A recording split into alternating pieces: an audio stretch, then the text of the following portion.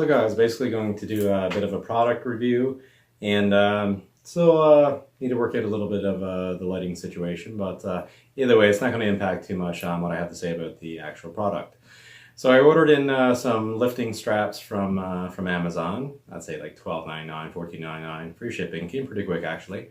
And so these are Grip Power Pads Pro.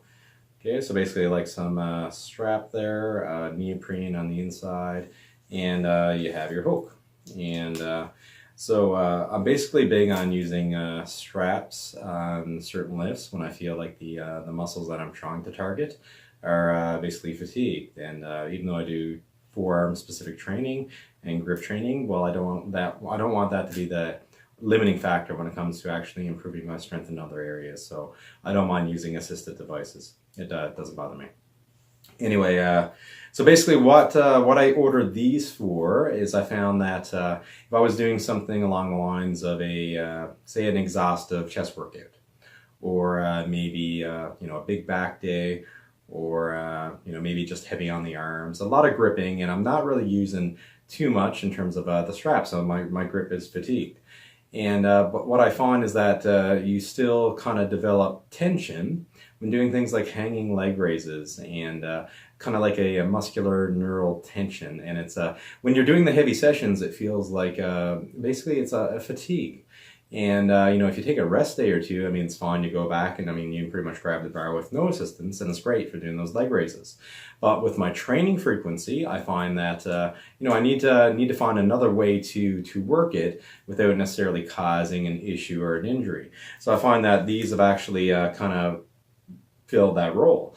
So what I would do is if I'm doing like a hanging leg raises, basically knee ups, flutters, different kinds of leg raises, I choose to use these over straps because it feels like I can really relax my hand. Because that's what it is with a wrist strap. Is like you have to cinch it in, but you still have to latch on real tight with your hand, even though it's secure. So you still develop a lot of tension throughout your forearm just the same. So with these, I find you can relax your hand a little more. So versus say putting in, like really still squeezing the bar with a wrist strap at maybe like 90 to 100% tension, I can almost go to a 50 or 60% tension with the actual grip. So I can let the hand relax just enough so it's taking more on the actual strap portion for this. And I find that's pretty helpful. What I also found that are useful for these when if you can't cinch it in on say like a shrug. So like for example, there's some machines out there that you can still perform shrugs on, but the grip is almost rubberized or a little bit cumbersome. And basically a wrist strap won't cinch in. So these actually fill that perfectly because the hook is really wide, as you can see. And so I find that's actually quite useful. So there is application in it. And so I would highly recommend for a modest investment like $12.99, $14.99. Definitely worth checking out on Amazon. I'll just cinch one in there so you kind of get the idea.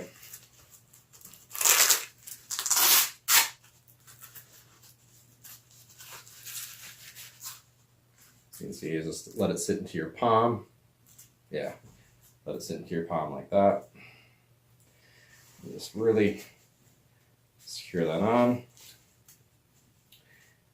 And basically there you have it, right? So if you're just walking around, this here's kind of like flicking around, it's fine. But anyway, point being is you can see that it'll kind of like hook in, and then you can kind of loosely grip onto the actual weight, but a lot of it's actually taken in the forearm.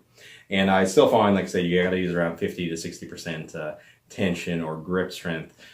Me personally, it's just I'm not light, I'm not 180 pounds, so I do find that there's some amount of gripping required there.